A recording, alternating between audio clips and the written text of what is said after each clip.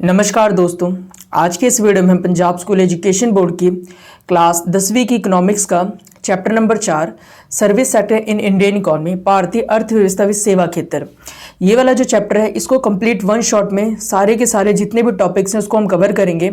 और ये English medium और पंजाबी मीडियम दोनों ही मीडियम्स के बच्चों के लिए होगा। ठीक है, हिंदी मीडियम के बच्चे भी ईजिली इसे कवर कर सकते हैं क्योंकि समझने वाली ही बात है और ईजिली इस चैप्टर को वो समझ सकते हैं। अगर नोट्स बनाने हैं तो जहाँ पर पंजाबी वर्डिंग लिखी है बस उसको हिंदी में ट्रांसलेट करके आप इजीली लिख सकते हो। ठीक है, तो ओवरऑल सभी मीडियम्स के बच्चों के लिए, और इसकी पीडीएफ आप डिस्क्रिप्शन में जाके इजीली डाउनलोड कर सकते हो। अगर अभी तक आपने इससे पहले वाले जितने भी चैप्टर्स हैं उनकी वीडियोस आपने नहीं देखी है तो उसको आप जाके इकोनॉमिक्स की प्लेलिस्ट में जाके सारे वीडियोस को देख सकते हैं। ठीक है, तो चलिए बिना किसी देर के इस वीडियो को हम शुरू करते हैं। तो चलिए हम बात करते हैं सबसे पहले सर्विस सेक्टर क्या चीज़ होता है। सर्विस सेक्टर जिसको बोलते हैं सेवा क्षेत्र, ये क्या चीज़ होता है। It provide services not goods. ठीक है, तो सर्विस सेक्टर उसे बोलते हैं जो कि सर्विस प्रोवाइड करती है, किसी भी तरह की गुड्स को प्रोवाइड नहीं करती, सेवाओं प्रदान करता है, सामान नहीं। ठीक है, इसका मतलब क्या चीज़ है। इसका मतलब है, देखिए पहले समझिए दो चीज़ें होती है हमारे पास। एक चीज़ तो हमारे पास होती है गुड्स, ठीक है, और दूसरी चीज़ जो हमारे पास होती है वो होती है सर्विस। ठीक है, अब गुड और सर्विस में क्या फ़र्क होता है। देखिए जितने भी प्रोडक्ट, जितने भी चीज़ें ऐसी होती हैं जिसे आप टच कर सकते हैं, देख सकते हैं, फील कर सकते हैं, ठीक है, उसे हम लोग गुड बोलते हैं। ठीक है, जैसे एग्जांपल के लिए आपकी चेयर को आप देख सकते हैं, टच कर सकते हैं, तो ये गुड हो गई। ठीक है, इसी तरीके से आपका मोबाइल फ़ोन भी क्या हो गया, गुड हो गया। इसी तरीके से आपके घर में टीवी, आपका घर, ठीक है, आपके स्कूल बैग, आपकी जो टिफ़िन बॉक्स, आपकी नोटबुक, ये सभी क्या होगी, गुड्स हो गए। ठीक है, मगर सर्विस क्या होती है। सर्विस ऐसी चीज़ होती है जिसे आप टच नहीं कर सकते लेकिन फिर भी आपकी ये नीड को पूरा कर देती है। ठीक है, जैसे सर्विस के एग्जांपल में टीचर जो आपको पढ़ाते हैं, ठीक है, वो बदले में आपको कोई सामान नहीं देते, वो आपको क्या दे रहे हैं, वो सर्विस दे रहे हैं, यानी सेवा दे रहे हैं। ठीक है, इसी तरीके से आप मान लीजिए सिनेमा हॉल में फिल्म देखने के लिए जाते हैं तो फिल्म जब आप देखते हैं तो वो आपको एक तरीके से क्या मिली है, सर्विस मिली है। ठीक है, तो सर्विस सेक्टर में क्या चीज़ होता है कि यहाँ पर आपको सर्विस दी जाती है, सेवाएं प्रदान करी जाती है, ना कि किसी भी तरह की गुड्स को। ठीक है, तो आई होप यहाँ तक आपको समझ में आया होगा। Helps the economy bye supporting other sector. ठीक है, अब सर्विस सेक्टर क्या करता है, पूरी की पूरी अर्थव्यवस्था के बाकी सेक्टर्स को सपोर्ट करता है। ठीक है, अब it includes jobs like banking, teaching, health care, transportation. अच्छा, इसमें कौन कौन सी जॉब्स आ जाती है, जितनी भी बैंकिंग हो गई, टीचिंग हो गई, हेल्थ केयर हो गया, ट्रांसपोर्टेशन हो गया। ठीक है, ये सभी के सभी जो नॉर्मल सी जॉब्स हैं, ये सभी की सभी जॉब्स किस में कहलाती है, ये सभी कहलाती है सर्विस सेक्टर की जॉब्स। ठीक है, तो चलिए हम आगे बढ़ते हैं। चलिए तो अब आगे बात करते हैं सेक्टर्स ऑफ इकोनॉमी की। ठीक है, अर्थव्यवस्था के क्षेत्र थी।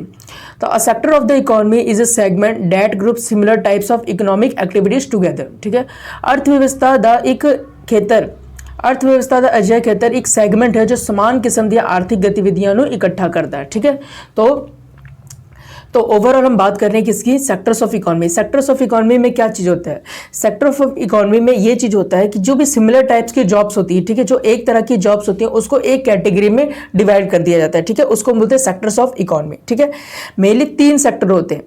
एक होता है हमारे पास प्राइमरी सेक्टर, अगर आपने पिछले चैप्टर्स पढ़े होंगे तो उसमें मैंने आपको समझाया है। एक होता है प्राइमरी सेक्टर, एक होता है सेकेंडरी सेक्टर, और एक होता है हमारे पास टर्शरी सेक्टर जिसको सेवा क्षेत्र भी बोलते हैं। ठीक है, तो प्राइमरी सेक्टर में वो सारी चीज़ें आ जाती हैं जो सीधे नेचर से जुड़ी हुई होती हैं। ठीक है, जैसे एग्रीकल्चर सीधे सीधे नेचर से जुड़ा हुआ है क्योंकि खेती जो है वो प्राकृतिक तौर पे ग्रो होती है। ठीक है, इंसान का उसमें रोल नहीं होता है। हाँ, इंसान उसमें ग्रो करने में हेल्प करता है लेकिन ओवरऑल जो फसल है वो तो पूरी तरह प्राकृतिक है ना। इसी तरीके से मुर्गी जो अंडा देती है वो भी क्या है, वो भी प्राथमिक क्षेत्र में आ जाता है।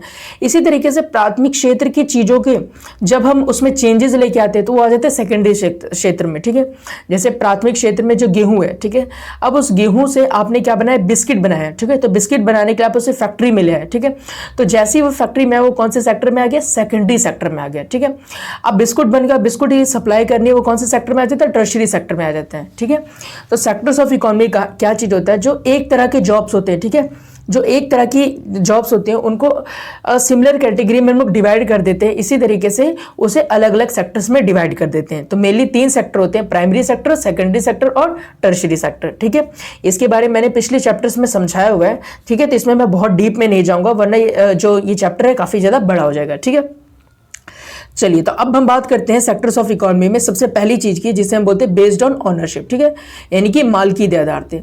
तो सबसे पहले पब्लिक सेक्टर की बात करते हैं, तो ओन बाय द गवर्नमेंट्स, ठीक है, इंडियन रेलवे जनता के तहत सरकारी मालकी जीवन की भारतीय रेलवे, ठीक है। अब देखो, ओनरशिप के आधार पर यानी मालकियत के आधार पर, मतलब कोई किसी चीज को ओन जब करता है, ठीक है, यानी कि एक तरीके से किसी की पर्सनल प्रॉपर्टी होती है। तो ओनरशिप के आधार पर अगर हम बात करें तो पहला जो सेक्टर आता है वो आता है पब्लिक सेक्टर, ठीक है। पब्लिक सेक्टर किसे बोलते हैं? पब्लिक सेक्टर एक ऐसा सेक्टर होता है जिसपे जो कंट्रोल रहता है पूरी तरीके से गवर्नमेंट का रहता है, सरकार का रहता है। जैसे हमारी इंडियन रेलवेज हो गई, ठीक है, रेलवे पे पूरा कंट्रोल किसका है? हमारी गवर्नमेंट का है, तो इसे पब्लिक सेक्टर कहा जाएगा, ठीक है। इसके बाद दूसरे नंबर पे आता है प्राइवेट सेक्टर। प्राइवेट सेक्टर किसे बोलते हैं?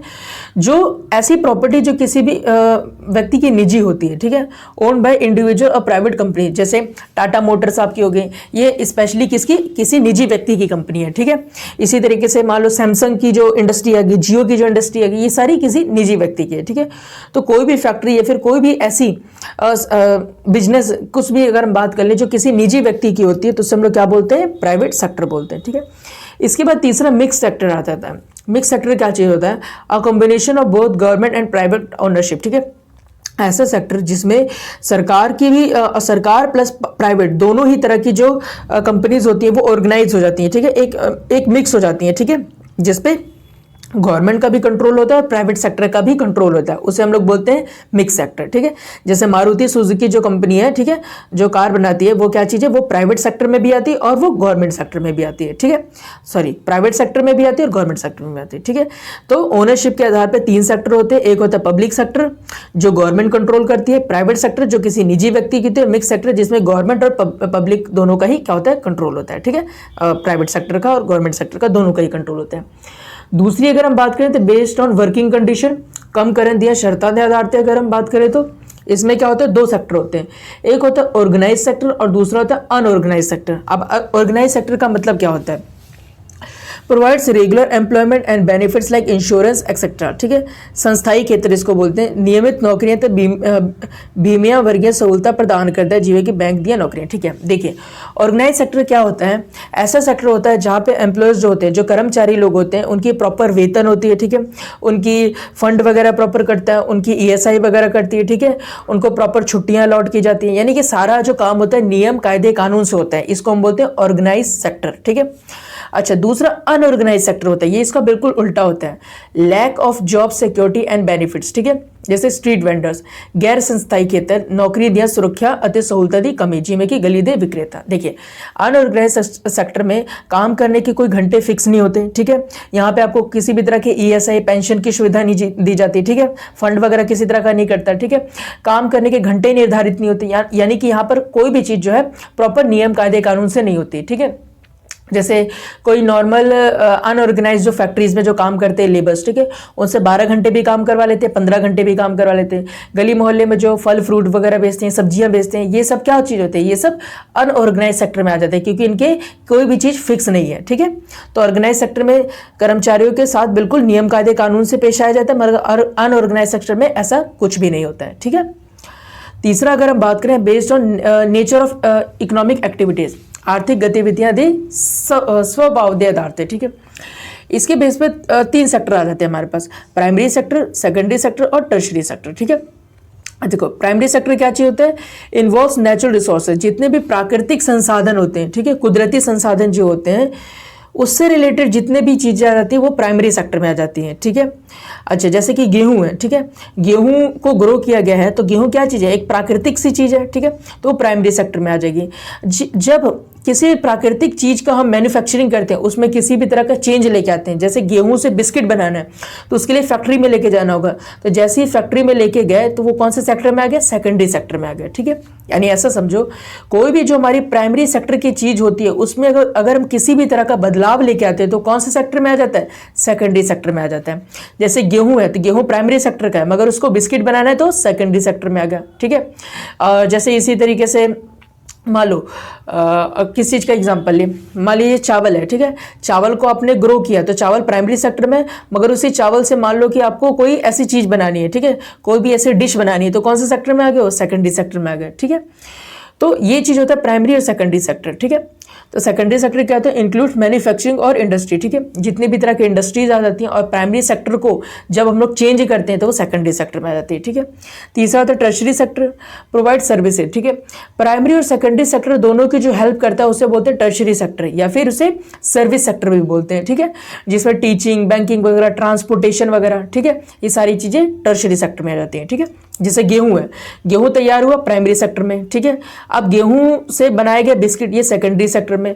अब बिस्किट बन गया, बिस्किट से सप्लाई करना है, उसके लिए कौन हेल्प करेगा, टर्शरी सेक्टर करेगा, क्योंकि ट्रांसपोर्टेशन जैसे सुविधाएं तो टर्शरी सेक्टर देगा, ठीक है।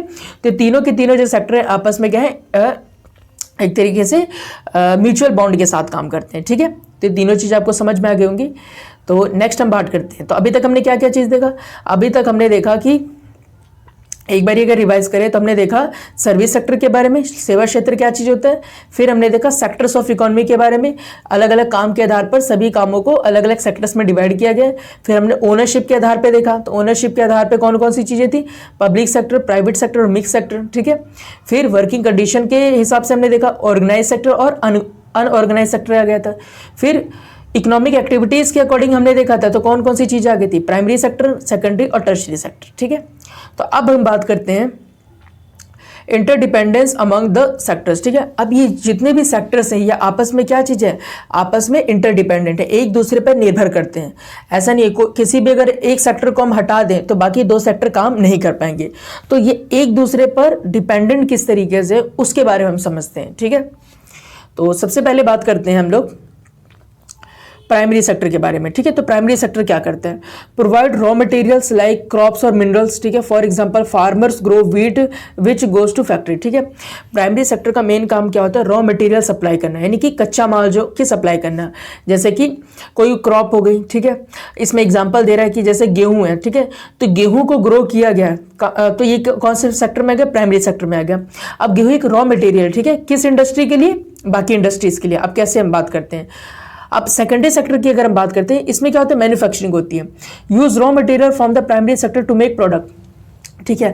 अच्छा, प्राइमरी सेक्टर के लिए प्राइमरी सेक्टर ने रॉ मटेरियल हमें क्या चीज़ दिया, प्राइमरी सेक्टर में, एक सेकेंड रुकिए, तो प्राइमरी सेक्टर ने हमें रॉ मटेरियल क्या चीज़ दिया, गेहूं दिया, ठीक है। अब सेकेंडरी सेक्टर क्या करेगा, उसी गेहूं का इस्तेमाल करके प्रोडक्ट बनाएगा। मान लीजिए इसने क्या बना दिया, बिस्किट बना दिया, ठीक है। तो सेकेंडरी सेक्टर क्या काम करता है, मैन्युफैक्चरिंग का काम करता है, किसी चीज़ को बनाने का काम करता है। तो प्राइमरी सेक्टर ने गेहूं दिया और उस गेहूं रॉ मटेरियल था और वो गेहूं आया सेकेंडरी सेक्टर में, सेकेंडरी सेक्टर ने उसका मैन्युफैक्चरिंग कर दिया, ठीक है, उसी गेहूं से क्या बना दिया, बिस्किट बना दिया। अब टर्शरी सेक्टर क्या चीज करेगा, टर्शरी सेक्टर सेवा प्रदान करेगा, ठीक है, वो डिलीवर करेगा प्रोडक्ट्स को और सर्विस देगा, ठीक है। अब वो जो गेहूं तैयार हुआ या फिर ब्रेड तैयार हुआ उसकी सप्लाई अलग अलग जगह पे जाके वो करेगा, ठीक है। तो प्राइमरी सेक्टर, सेकेंडरी सेक्टर और टर्शरी सेक्टर एक दूसरे पर क्या करते हैं, निर्भर करते हैं। अगर मान लीजिए टर्शरी सेक्टर नहीं होगा, ठीक है, तो गेहूं से बिस्किट तो तैयार होगा मगर बिस्किट अलग अलग जगह सप्लाई कैसे होगा। इसी तरीके से मान लो गेहूं तो मिल गया मगर सेकेंडरी सेक्टर नहीं है तो उस गेहूं से बिस्किट कौन बनाएगा, ठीक है। अब इसी तरीके से मान लो प्राइमरी सेक्टर नहीं है तो गेहूं आएगा कहां से, तो सेकेंडरी सेक्टर और टर्शरी सेक्टर कैसे चलेंगे। तो एक तरीके से देखा जाए प्राइमरी सेक्टर, सेकेंडरी सेक्टर और टर्शरी सेक्टर तीनों ही सेक्टर जो आपस में क्या है, निर्भर है, ठीक है। तो ये चीज हो गया।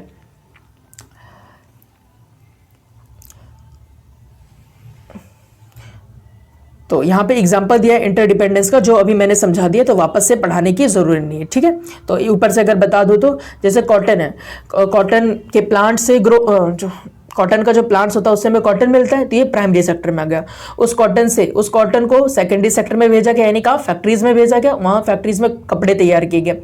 अब उस कपड़े जो तैयार किए गए उसको टर्शरी सेक्टर ने क्या किया, अलग अलग जगह पे सप्लाई कर दिया। तो तीनों आपस में क्या चीज़ है, निर्भर है, ठीक है, ये चीज़ हो गई। तब बात करते हैं role of the service sector in income and employment, ठीक है। आमदन ते नौकरी विद सेवा क्षेत्र की भूमिका।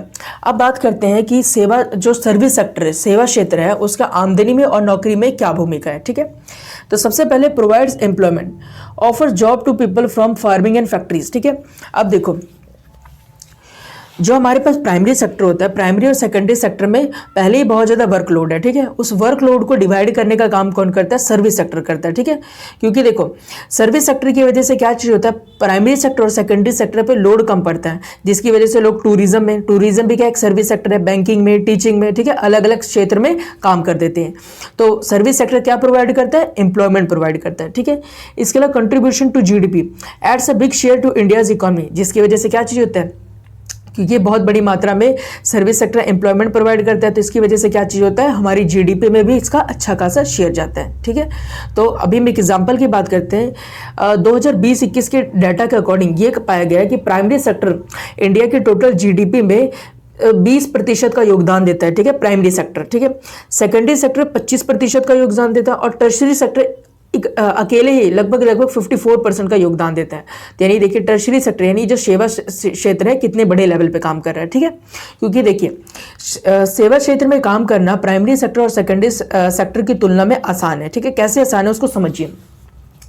क्योंकि देखिए अगर आपको प्राइमरी सेक्टर में काम करना है, ठीक है, तो प्राइमरी सेक्टर यानी जिससे सीधे नेचुरल प्रोडक्ट्स निकलते हैं, ठीक है, खेती हो गया, ठीक है, कोई भी माइनिंग वगैरह का काम हो गया। तो प्राइमरी सेक्टर में अगर आपको मान लो खेती करना है, तो खेती करने के लिए आपको अच्छी खासी ज़मीन होनी चाहिए, ठीक है। अगर आपके पास ज़मीन भी मिल गई तो आपको बहुत सारे मजदूरों की ज़रूरत पड़ेगी और इसमें बहुत सारा मेहनत की भी ज़रूरत पड़ेगी। साथ साथ में ये अनसर्टेन है, ठीक है, आपको पक्का नहीं पता है मेहनत करने के बाद आपको फसल प्रॉपर वे से मिलेगी कि नहीं मिलेगी, ठीक है। तो प्राइमरी सेक्टर बहुत ज़्यादा महंगा भी और रिस्की भी है। अब सेकेंडरी सेक्टर की बात करें, अगर मान लो आपको रॉ मटेरियल प्राइमरी सेक्टर से तो मिल गया, ठीक है। अब मान लो अब आपने फैक्ट्री लगानी है, मान लो बिस्किट की, तो बिस्किट की फैक्ट्री लगाने के लिए आपके पास अच्छी खासी जमीन होनी चाहिए, वर्कर होने चाहिए, आपके पास प्रॉपर वे से पैसा होना चाहिए जो आप फैक्ट्री में लगा सको। तो ये भी बहुत महंगा सेक्टर है। मगर टर्शरी सेक्टर क्या चाहिए होता है? ईजी होता है, ठीक है। सेवा क्षेत्र क्या होता है? ईजी होता है, क्योंकि बिस्कुट की फैक्ट्री खोलना वो महंगा चीज है, ठीक है। गेहूं को ग्रो करना फील्ड्स में वो महंगी चीज है, मगर बिस्कुट लेके आके बेचना तो आसान चीज है ना, इसकी सर्विस करना तो आसान चीज है। आप 1000 रुपए खरीद के लेके आओ, आप इसको सेल करना शुरू कर दो, ठीक है। क्योंकि टर्शरी सेक्टर बहुत सस्ता क्षेत्र होता है, यहाँ पे काम करना आसान होता है प्लस सस्ता होता है। इसी की वजह से बहुत बड़ी मात्रा में लोग जो होते हैं टर्शरी सेक्टर में आज के समय में मूव कर रहे हैं, ठीक है। तो ये चीज हो गया। अच्छा, हायर ग्रोथ है, helps the economy grow faster, ठीक है।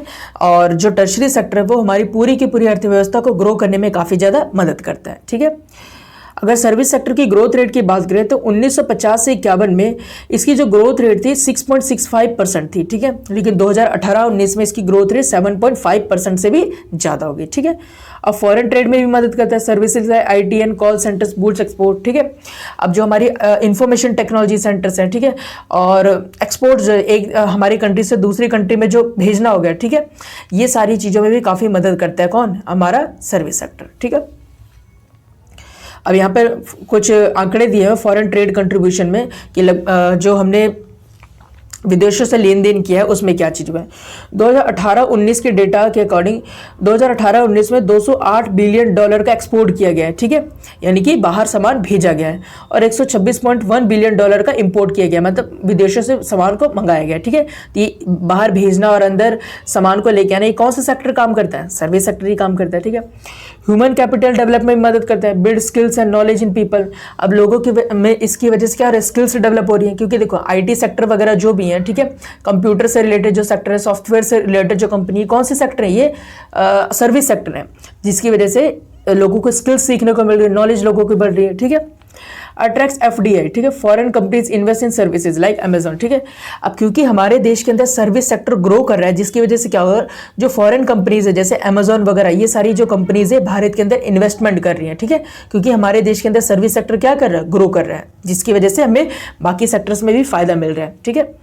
Infrastructure growth, improve facilities like telecom and transport, ठीक है। अब क्योंकि सर्विस सेक्टर जैसे जैसे ग्रो कर रहा है तो बहुत सारी जो फैसिलिटीज़ है, जैसे टेलीकॉम की फैसिलिटी है, ट्रांसपोर्टेशन की फैक्ट्री है, वो भी भारत के अंदर क्या कर रही है? ग्रो कर रही है, ठीक है। इकोनॉमिक स्टेबिलिटी की बात करें तो provides study income sources balancing the economy, ठीक है। अब इनकम सोर्सेज बहुत जल्दी इसमें आ जाते हैं सर्विस सेक्टर के अंदर, ठीक है, जिसकी वजह से इकोनॉमी को काफ़ी हेल्प मिल रही है, ठीक।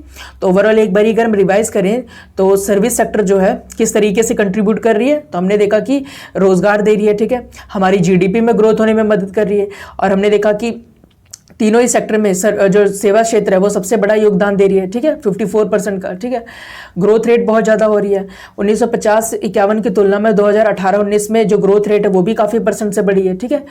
विदेशी व्यापार में भी काफ़ी सहायता हो रहा है। 18-19 में हमने देखा कि $208 बिलियन का एक्सपोर्ट किया गया और $126 बिलियन का इंपोर्ट किया गया, ठीक है। इसके अलावा FDI, फॉरेन डायरेक्ट इन्वेस्टमेंट, यानी कि बाहरी कंट्रीज की जो कंपनीज है उनको भी भारत में मतलब आने का एक अच्छा अवसर मिल रहा है, ठीक है। वो इन्वेस्ट कर रही है क्योंकि भारत के अंदर सर्विस सेक्टर ग्रो कर रहा है, ठीक है। इसके अलावा हमारी जो इंफ्रास्ट्रक्चर है वो भी ग्रोथ हो रही है, ठीक है। और इकोनॉमी जो हमारी है, पूरी हमारी अर्थव्यवस्था है, उसके अंदर क्या आ रही है, स्टेबिलिटी आ रही है, ठीक है। तो ये सारी चीज़ें हो गई। तो चलिए अब हम नेक्स्ट टॉपिक के बारे में बात करते हैं। चलिए अब बात करते हैं हम causes for the development of the service sector in India, ठीक है। पारित सेवा क्षेत्र के विकास के कारण। अच्छा, अब हम बात करते हैं भारत के अंदर जो सेवा क्षेत्र इतनी तेजी से ग्रो कर रहा है, ठीक है, उसके पीछे कारण कौन कौन से, ठीक है। सबसे पहला economic growth. As a economic grow demand for services like banking increase, ठीक है।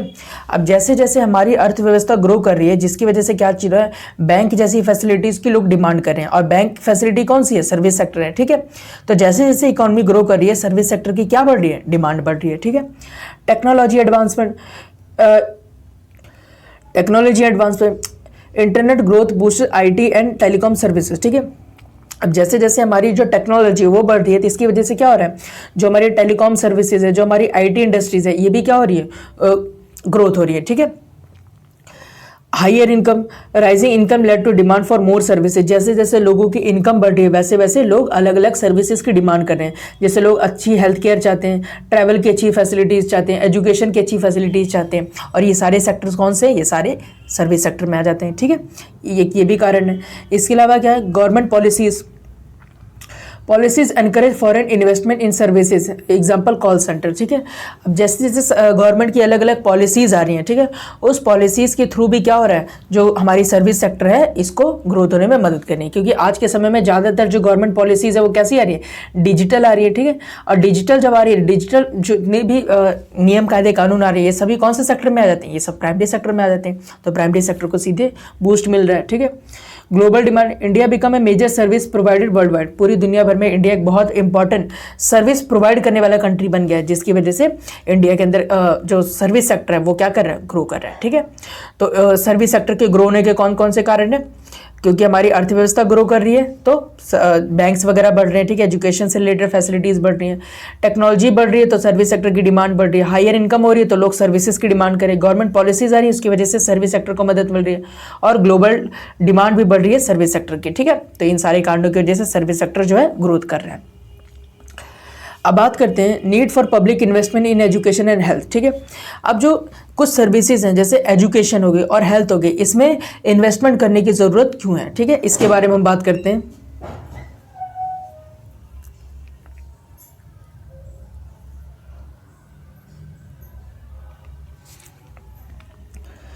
तो सबसे पहले एक्सट्रीम पॉवर्टी की बात हो रही है। Many people can't afford education and health care. बहुत सारे ऐसे लोग हैं जो सही एजुकेशन और हेल्थ केयर जैसी चीज़ों को अफोर्ड नहीं कर पाते, ठीक है। 2011 की रिपोर्ट के अनुसार कहा गया है 21.9%, लगभग 22% पॉपुलेशन ऐसी है जो गरीबी रेखा के नीचे आ रही है, यानी कि उनके पास इतनी भी मिनिमम इनकम नहीं है जिससे वो अपनी बेसिक नीड्स को भी पूरी कर सकें, ठीक है। तो इससे हो क्या रहा है कि अर्बन बायस्ड हो रहा है। Cities often get more resources than rural areas. गाँव की तुलना में शहरों को ज़्यादा फैसिलिटीज़ मिल रही है, ज़्यादा सर्विसेज मिल रही हैं, अच्छे स्कूल्स, अच्छे बैंक्स की सुविधाएं, ठीक है, सारी चीज़ें शहरों में अच्छा मिल रही है, जिसकी वजह से क्या अर्बन बायस्ड है, एक तरीके से भेदभाव किया जा रहा है, ठीक है। Regional biasness, some states get less funding than other states. कई सारे राज्य ऐसे हैं जिनको दूसरे राज्य की तुलना में क्या मिल रहा है, फंडिंग वगैरह कम मिल रही है, ठीक है, जिसकी वजह से वो जो स्टेट्स हैं वो अच्छी तरीके से ग्रो नहीं कर पा रही है। Lack of infrastructure, many areas like schools and hospitals. बहुत सारे स्कूल्स ऐसे हैं, बहुत सारे एरियाज ऐसे हैं जो दूर दराज के गांव ऐसे हैं जहां पर स्कूल्स और हॉस्पिटल जैसी सुविधाएं बढ़िया नहीं है, ठीक है। तो इस वजह से ज़रूरत है कि जो हमारी एक तरीके से एजुकेशन और हेल्थ की फील्ड में ये जो सर्विसेज है इनको बेहतर तरीके से पहुंचाने की ज़रूरत है हमारे देश के अंदर। ठीक है, यहाँ पर एक मैं आप लोगों को एक डेटा दिखाता हूँ। ठीक है, स्टूडेंट टीचर रेशो है। ठीक है, ये दिखा रहा है अलग अलग कंट्रीज़ में। जैसे इंडिया में स्टूडेंट टीचर रेशो क्या है, 24:1 है। ठीक है, 24 मतलब कि ये जो पहले जो ये इधर वाले जो आंकड़े दिखाए गए, ये क्या चीज़ है, ये स्टूडेंट्स की संख्या, यानी कि हर 24 स्टूडेंट पे भारत के अंदर एक टीचर है। ठीक है, यानी 24:1 है। ब्राज़ील में 19:1 है, यानी कि हर 19 बच्चों पे एक टीचर अवेलेबल है। चाइना में 19:1 है, ब्रिटेन में 16:1, स्वीडन में 12:1, रशिया में 10:1, कनाडा में 9:1। ठीक है, जिस कंट्री में स्टूडेंट रेशो जितना कम है, ठीक है, वो कंट्री उतनी बेहतर ग्रो कर रही है। ठीक है, क्योंकि कनाडा में 9:1 है, इसका मतलब क्या कि एक टीचर सिर्फ 9 बच्चों पे फोकस कर रहा है और बेहतर तरीके से फोकस कर पाएगा, बेहतर एजुकेशन दे पाएगा। ठीक है, तो इंडिया जैसे कंट्रीज में ये क्या चीज़ है, अभी बहुत ज़्यादा टफ है। अगर पेशेंट डॉक्टर रेशो की बात करें तो 2019 की रिपोर्ट के अनुसार 1:1456 था। ठीक है, यानी कि हर 1456 पेशेंट पे भारत में सिर्फ एक डॉक्टर अवेलेबल है, यानी कि हेल्थ केयर में भी भारत बहुत ज़्यादा पीछे है। तो हेल्थ में, एजुकेशन में, दोनों में ही भारत को क्या करने की ज़रूरत है, बहुत ज़्यादा सुधार करने की ज़रूरत है। हाई पॉपुलेशन ग्रोथ हो रही है। ठीक है, more people mean more need for schools and clinics. ठीक है, तो जितने ज़्यादा लोग हैं उतनी ज़्यादा स्कूल्स और क्लिनिक्स वगैरह की ज़रूरत पड़ेगी, क्योंकि भारत की आबादी भी क्या हो रही है, बहुत ज़्यादा बढ़ रही है। अगर अभी हम वर्तमान अपनी पॉपुलेशन ग्रोथ की बात करें तो भारत की वर्तमान पॉपुलेशन ग्रोथ जो है 1.7% है, यानी बहुत तेज़ी से बढ़ रही है। लो स्टेटस ऑफ वुमेन, यानी कि महिलाओं को भी बहुत ज़्यादा सपोर्ट की ज़रूरत है एजुकेशन और हेल्थ के फील्ड में, इनको भारत में बहुत ज़्यादा पीछे रखा गया है।